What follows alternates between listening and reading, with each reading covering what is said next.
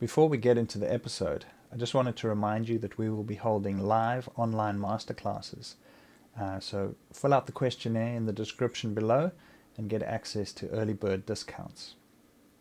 Also to let you know that Jai has released the Filmverse Lite version 1.1, and what's very exciting is that it's got its own display transform. So it can be used as a standalone display transform or in conjunction with the built-in film emulation parameters. So go to the Colorist Foundry website and check it out. Now on with the episode.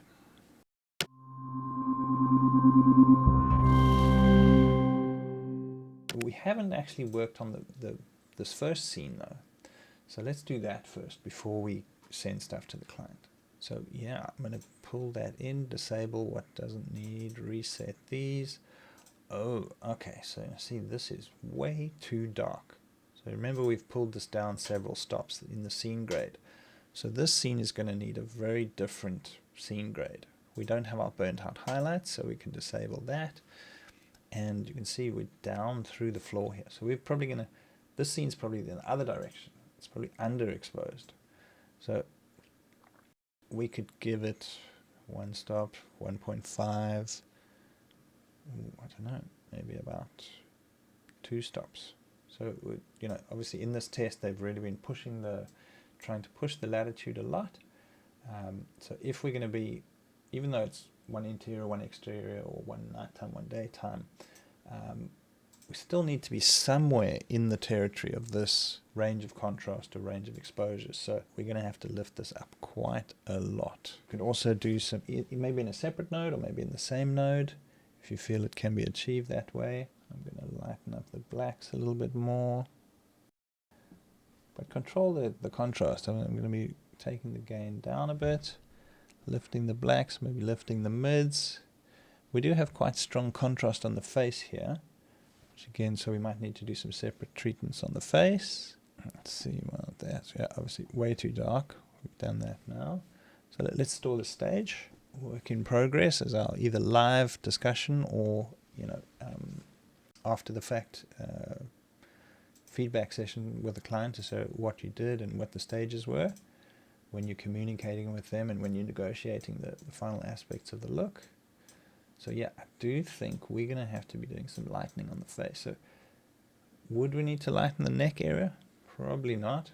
Could be just there, or you know, it could have a soft edge slightly down onto the neck. But we probably wouldn't want to lighten this fabric anymore. Yeah, pretty good. I do think we'll need our skin softening situation. Let's check our key. How's that doing? So again, our most powerful tool is the luminance key. Let's get that in the right place. Then that's going to be there. See our chrominance, our hue setting. Again, narrow it down, rock it side to side, find the right place, open the width a little bit, and then yeah, this is obviously, it's much darker. It's going to have a whole lot more noise. And yeah, I've already got these. So, I mean, if I were to remove these, you'd see that there's a whole lot more noise in the key. So yeah, this will need a little bit more panel beating to get a smooth key. But also bear in mind that it's a general smooth softening of the skin. It's not a very precise kind of key. So even a bit of blur, but probably a bit of this denoise on the key like that. Pre-filter, something like that. Probably good to combine it with a window like that. So it could be something simple like that. Or if you felt it needed a more detailed window, could be something like this. Going in with the, you know, if you really didn't want it to touch the fabric at all, just wanted it on the face, you could do that. So now we've got a key and a window working together, and you could accordingly track that on. And maybe this is, as you work on later shots, you'll have things that maybe make you feed back to the previous shot. So I didn't put when I keyed the skin here, I didn't put a window, and yeah, I kind of didn't notice it as something that was super necessary, but kind of, I think, yeah, should be, if on this, if I'm keying the skin, you see it's touching all these other things. I probably should also keep it very isolated onto the skin here. To a little setting like that. I know that this moves down a bit, so I'll open up a little bit here, put a outer shape, and then do some more tracking. And then I'll grab a reference of that, update the reference. Okay, so let's see where we are here. Skin is looking pretty good. It's a more contrasty environment, more contrasty lighting setup, sorry. Maybe a little bit more here, because I did reduce contrast, so maybe I could drop the contrast a little bit more. I mean, this is, like I say, slippery slope. Do you want realistic? Do you want to see the pores? Do you want to see grittiness? Or do you want to smooth them all out and make it very kind of a fashion look? Is it a case where the cast is worried about looking old and they need to look young and youthful and with beautiful skin and no wrinkles? This is all a whole nother topic of debate. Also the eyes, we could do our eye thing here. A little quirk sometimes if you reuse windows in Resolve, even if you reset and put them back, sometimes it still gives trouble. So if you have that situation, just add a totally new window and put that in.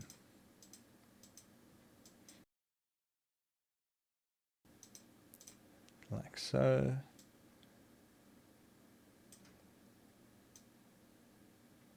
We'll roughly put those in like that, and then obviously track those in left eye and right eye.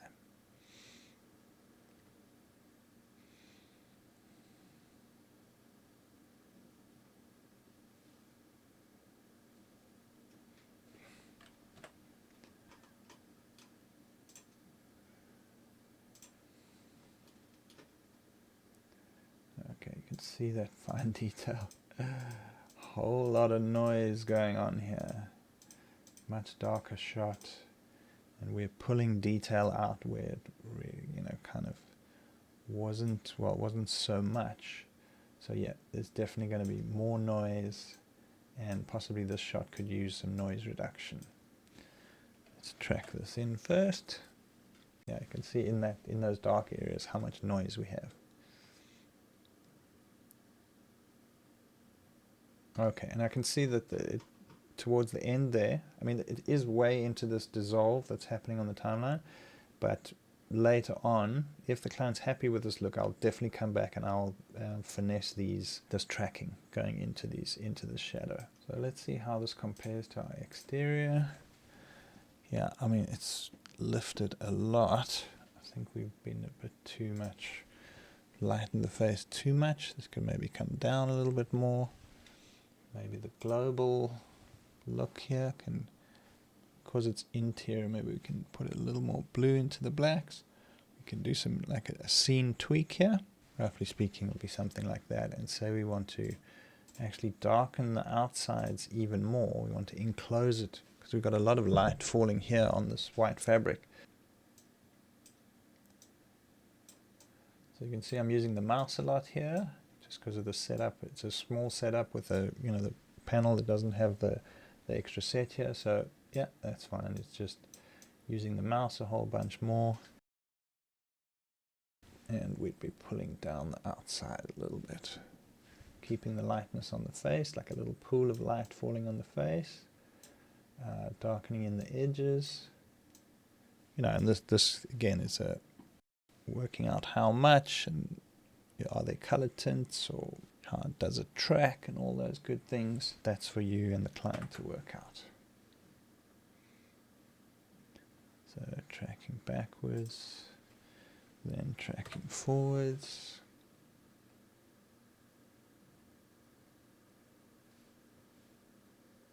Okay, so that's us for our interior scene.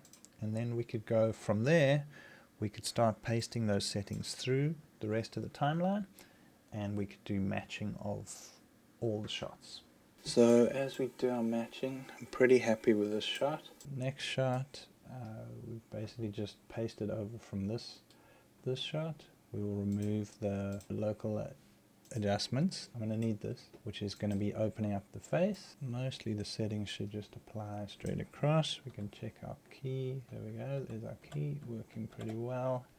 And then track it, going backwards using Alt. And you can see that as you've added layers of complexity, if it just multiplies up. We've got 18 shots, and say you've only got 4 things that you need to look at, then that's the amount of work. If it's 6 things per shot, you can see how it multiplies up. It just translates to time, to effort, more things you need to focus on.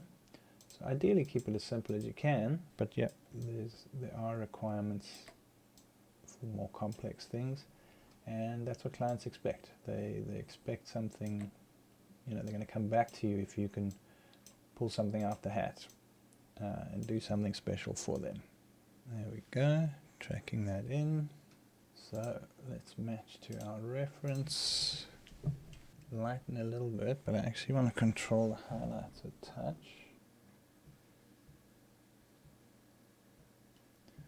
Right, let's move on. So this we can basically copy from this shot, which is, that's kind of where we are. Let's just go without our window. We want to get that feeling of the sky. I mean, this shot doesn't actually have any blue sky. Other than that, it looks pretty good. We could possibly track the eyes in. Face, I don't think we'll need a window. So regarding that sky, so there is actually some detail in there. And we could get a bit of that feeling, although, I mean, it would be a more kind of a cloudy version. We could, maybe we're just looking to a different part of the sky, and we wouldn't want to affect the ground too much. And then we could do something tricky here and just subtract the foreground away from that mask. Give it a bit of a soft edge. Yeah, we need to track that in. And yeah, we also do have the issue that she would be stepping into the window, and it would be kind of darkening her face a bit. So we could do a little trick here. We'll track the face, and then we'll pass that window over to the sky shot. This face mask can come into the sky shot. So you can see that we're removing that face so that we don't put the sky grade over the top of the face. I mean, it's not too bad. It's a bit weird on the edges. Maybe soften the window again now. I mean, we don't have good sky information there, but yeah, maybe we could get away with that. Alright, so we're back here. We can use this. Looks like it's got much better exposure. The whites aren't so burnt out. So yeah, it depends how you want to do this. I want to keep my scene grade the same, so I'm just going to use my matching node to lift it back up. I'm going to compare to this shot. Yeah, I could probably lift up a tad more. There's something like that. That's in the ballpark. And shots that are quick and easy, I'm going to move on. I don't want to waste too much time, because now during this phase what I want to do is work quickly and get a version to the client, just like a basic version that they can look at, and then we can use that for additional comments going forward. Lift it up a tiny bit, not as much as this, but just lift it up ever so slightly. Okay, and otherwise I think we're good on that shot. So this is probably could use this as its starting point. It kind of helps to have the sky pulled in, so we're probably in the same situation. Start a new window.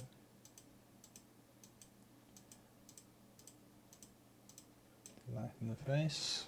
Often hard to just reassess all the time, like, is this necessary? Is this necessary? So yeah, structurally that's kind of the windows in place, but I would also just need to tweak the overall grade of the shot. This one, the burnout in the white is a bit more. We do the best we can. We try and bring it back.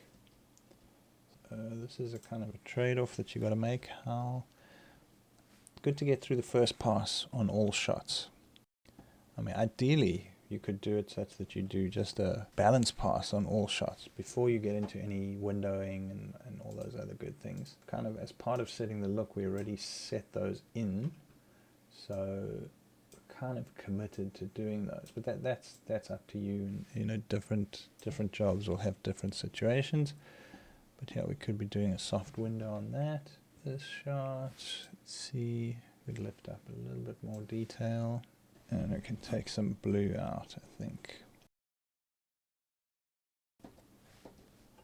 We do have exposures that jump around a fair amount, so that's the challenge here, is to just match those in, try and match the warmth of the two shots. Here her face is pretty light as it is. Include a little bit of this window, something like that. Yeah, and this one's in a pretty good place. I'll just do a little bit of a tweak on it. To that and to this.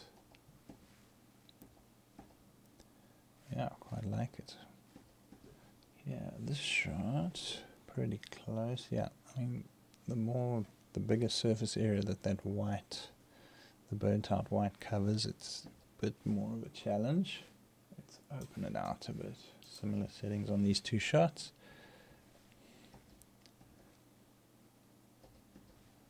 Use the exposure. Let me use the window here to close in a bit, more just in the corners. Yeah, maybe better from here. Yeah, we've got a serious burnout problem in this shot, and I think in this situation we just have to maybe just go with it, because we have the focus on the hand here. So if initially, if we just grade for the hand on this side, let's ignore her face and body there, let's just look at the hand and get that in the right place.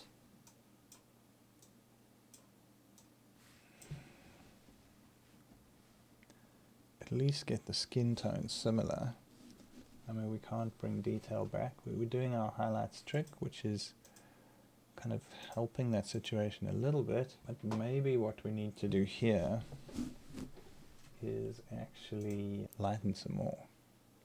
Just make it very kind of thin and ethereal kind of feeling to it, and could even soften a little more for the left hand side of frame. That we're focusing here on the hand, and because we have the problem of the burnout, we're going to just have to leave it. But that's going to be a negotiation with you and the client. That's always, you know, they have the final decision on these things.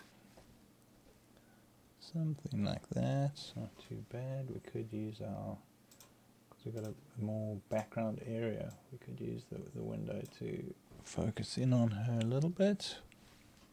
Yeah, something like that. So we've got some, just checking similar shots. Yeah, so this is a bit of an issue. I mean, this exposure test, the way they've pushed here, it is quite overexposed, you know, especially in this shot. So yeah, it does present a challenge, and we're going to have to find a way to just, because often what's nice to do is to actually match like this using scrubbing, because, you know, this to this we might match in a certain way, or this to this will match in a certain way, but the way it's going to be seen is like this, directly scrubbing in like that, well, playing in like that in sequence. So got to just kind of get to a compromise between these two shots and find something that's going to work in the flow, even though it might be slightly different to the global look. That's what's going to matter in this situation, is that it flows across there, flows across these cuts. See, for example, here we have kind of redder sand. It looks almost a little bit wet. So this we could raise a bit, make it slightly yellower. This one darken a bit, add some saturation to get the sand a bit redder. And this one's, you know, different scene. Okay, then here, let's see which is a good starting point. let's match to our master, and then we'll double check it to the, we have very burnt out whites, so our little saver is doing its thing here to try and just get some shape or glow or something back into those whites. I think we're going to need our window for the face here, and I'm going to desaturate a little bit the overall feeling, so it could maybe come down a touch.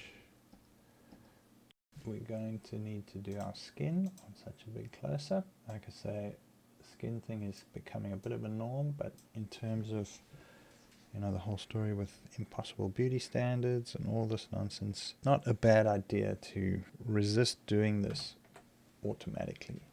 If people really need it on their job, sure, you can do it. But yeah, slapping it in as a default is, I feel it's a bit of a slippery slope. But you know, that may go above and beyond this, the input that a colorist is required to give. Okay, let's do these two eyes. Track it in, and then the other eye.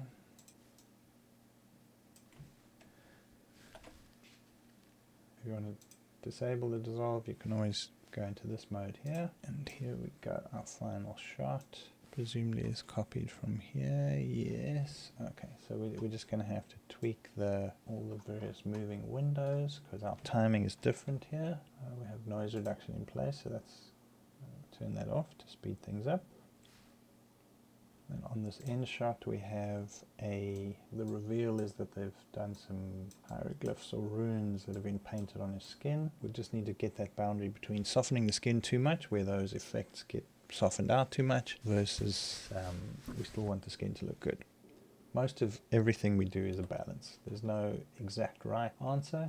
There's often, you know, we're getting a compromise. We'd love to have something that really tells the story, but it starts looking unrealistic. So there's this compromise that you're starting to always weigh up. You know, sometimes a compromise between what could be done if you had an infinite amount of time versus what, you know, is realistic to do and can the most bang for the buck in terms of the grading time you have. So there's always these compromises which come into the reality of doing things. So you could spend hours and hours matching and matching and matching, but to get it close enough in the budgeted time is also a very important part of what we do. And because I'm going to put quite a heavy noise reduction, because we have this noise in the dark areas, that's going to actually help to smooth the skin even more. You know, we do in this very dark area, we do have the benefit of a dissolve, but yeah, once that noise reduction comes in, it will smooth things a little more. And something to note, when you're using noise reduction, you'll see that I lose my real-time playback speed, because the new noise reduction is very process intensive. So I've enabled the playback, the render cache here to user, such that if on any node, if I enable the node cache, then that node will turn red and it'll get pre-rendered such that QuickTime made at this stage, such that everything else can function in real time. Okay, so this is our high speed first pass, balance pass.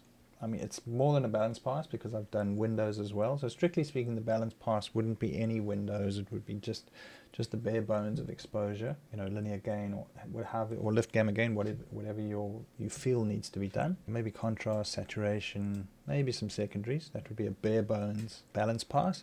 Obviously, I've done a lot more because I kind of know where the windows are going to go, and I know it has to be done, and I kind of know how long it's going to take. It's only 18 shots. And this is pretty much, you know, I'm just going to push through it.